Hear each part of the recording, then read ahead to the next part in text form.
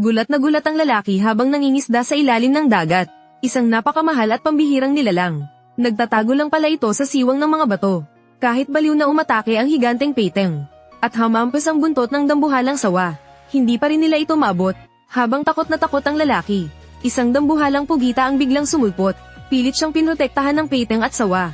Agad niyang ginamit ang kapangyarihan ng dragon. Biglang naging maamo ang mabangis na pugita. Hindi lang niya nakontrol ang isip nito.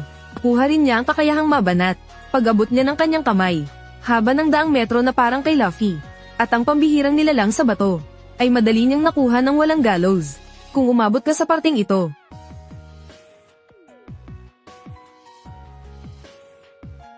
Bigla siyang sumikat at yumaman. Naging sentro pa siya sa sikat na restoran. Binabantayan ng mga gwardya oras-oras. Pag-uwi niya sa kanilang bahay, binugbog niya agad ang siga na naniningil. Hindi naman siya gaaman sa pera. At lalong hindi siya walang utang na loob. Sino ba namang mag-aakala na kahapon lang? Baon pa siya sa utang ng kanyang ama. At muntik ng kainin ng malaking alon. Inalibutan pa siya ng mga gutom na peteng. Nang halos mawalan na siya ng pag-asa. Aksidente siyang napadpad sa lumang barko. Laking gulat niya nang makita ang gintong dragon. Na nakakulong doon ng 1,000 taon. Desperado man dahil sa bingit ng kamatayan. Naisip niyang sagipin ang nakakulong na dragon. Upang gumawa ng kabutihan bago man lang mamatay. Bilang ganti sa kanyang pagliligtas. Ibinigay ng dragon ang kapangyarihan nito. At nakakuha ng matinding galing sa pangingisda. Sa hindi inaasahang pagkakataon. Isang gutom na peteng ang biglang sumugod. Diretso sa kanya. Aatakihin sana siya nito. Sa oras ng panganib, ginamit niya agad ang puwersa ng dragon. At ang dating napakabangis na peteng. Ay biglang sumunod sa kanyang utos. Naging maamo itong parang aso. Naramdaman niya sa kanyang sarili. Ang nag-uumapaw na kakaibang lakas. Bumilis din siya na parang kidlat. At nakakahinga na rin siya sa ilalim ng tubig. Grabe ang lupit ng kapangyarihang ito. Kahit malalaking bato sa ilalim ng dagat, ay madali niyang naiangat at nahawi. At nadiskubre niya ang isang dambuhalang lobster. Pagdating niya sa palengke upang magbenta, aking gulat niya sa kanyang nakita. Pahiyaan siya ng ex niya at ng bago nitong mayaman. Pinagtawanan nila ang pagiging buhay nito. Akala nila ay namatay na siya sa dagat. Ininsulto pa siya at minaliit. Dahil sa baon daw ito sa napakalaking utang. Inalok pa siyang maging hamak na gwardya. Sa sobrang babang sahod para insultuhan. Kesyo mas okay daw ito kaysa magbenta ng isda. Aakmang bibilhin nito ng barya. Ang buong basket ng huli niya. Pero nang tanggalin niya ang takip ng basket, gulat na gulat ang lahat sa kanilang nakita. Isang matanda ang hindi makapaniwala. Ngayon lang daw siya nakakita ng ganito kalaki. Isang metrong haba na lobster. Akalain mong may ganito palang halimaw. Ito ay isang napakabihirang huli mula sa kailaliman. Sa sobrang laki ng nilalang na ito, wala pang nakakakita nito kahit kailan. Ang presyo ay biglang pumalo ng napakalaki. Habang nag-aagawan ng mga tao sa palengke, dumating ang magandang CEO ng sikat na restoran. At binili ito sa napakagulat na halaga. Dahil may VIP silang bisita na darating ngayon. Siguradong lalago lalo ang negosyo dahil dito. Kinuha niya ang pagkakataong ito para makipagnegosyo. At nangako ang boss na bibilhin lahat ng huli niya. Sa presyong mas mataas pa sa merkado. Pag-uwi niya, naabutan niya ang mga siga. Na pinipilit ang kanyang ina na magbayad ng utang. Sa sobrang galit ng lalaki, ibinato niya ang makapal na pera. Diretso sa pagmumukha ng mga walang hiya. Bayad na ang lahat ng utang nila. Tinawag niya kung sino ang nanakit sa kanyang ina. Kailangan nila itong pagbayaran ngayon. Sumugod ang mga tauhan nitong walang kaalam-alam. Pero taglay na niya ngayon ang lakas ng peteng. Wala silang kawala at hindi man lang nakapanlaban. Natumba niya silang lahat sa isang iglap. Duguan silang tumakbo palayo bitbit ang pera. Sa kabilang banda, hindi nasiyahan ang magandang CEO sa mga nakuha niya. Dahil hindi ito pasado sa panlasa ng VIP. Kaya agad siyang tumawag sa ating bida. Pumayag naman siya at sinabing huwag mag-alala. Sinisiguro niyang hindi ito mapapahiya. Bumili pa siya ng mas malaking barko. Para pumalaot sa pinakamapanganib na dagat. Sumakay siya sa alaga niyang peteng.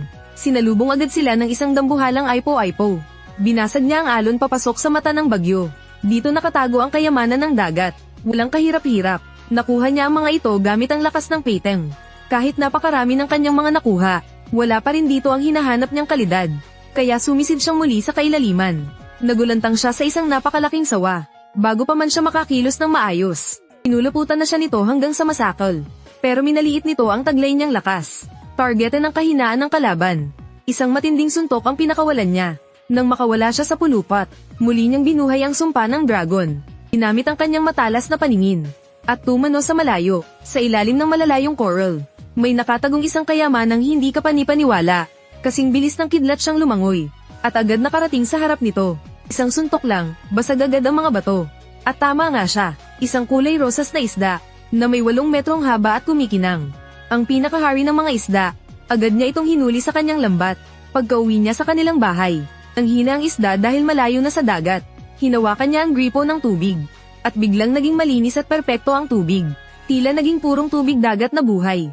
Hindi na siya mag-aalala na masira ang kanyang huli. Pati pala tubig ay kayang linisin ng dragon.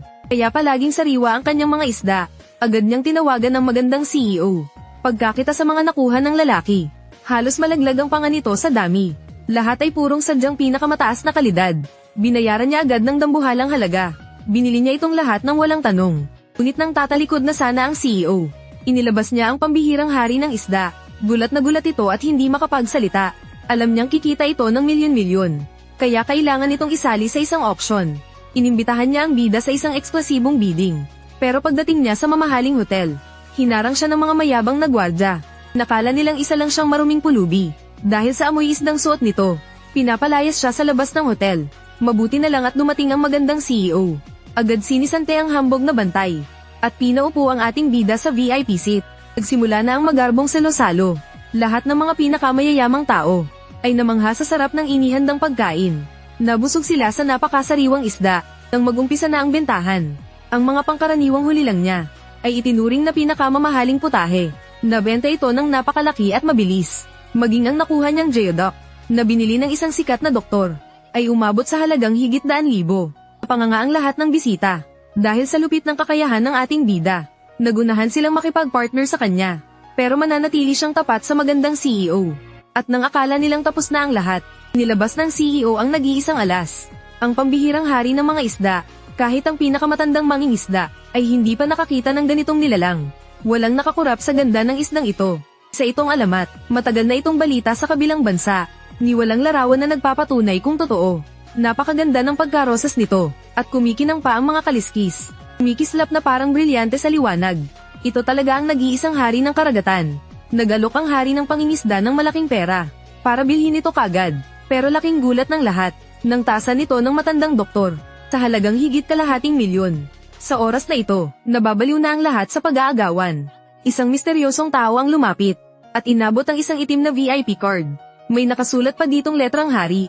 Gusto daw nitong ipahanap ang isang bagay. Umayag naman ang ating bida.